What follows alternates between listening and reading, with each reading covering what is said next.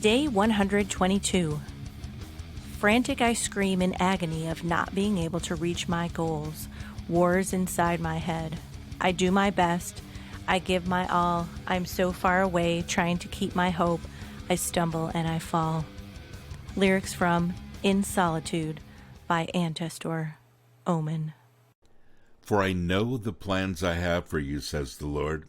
They are plans for good and not for disaster, to give you a future and a hope. Jeremiah 29:11. It was the first week in January 1980. As I drove my newly purchased motorhome from Montana to California, I had no idea what was in store. Weeks before, I closed the doors to the ministry that had occupied my efforts for the previous few years. Its end was bittersweet. I believed I was following God as I drove to California, not really knowing what to expect. I continued to work promoting Christian rock music, traveling and speaking about music, the good, the bad, and the ugly. 5 years later, I would discover why God sent me to California as we opened the doors to Sanctuary, the rock and roll refuge. Michael Sweet from Stryper was our first worship leader.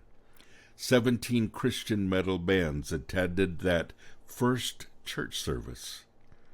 The rest is history. I have a lot of these stories. God has always had a plan, even when I have not had one.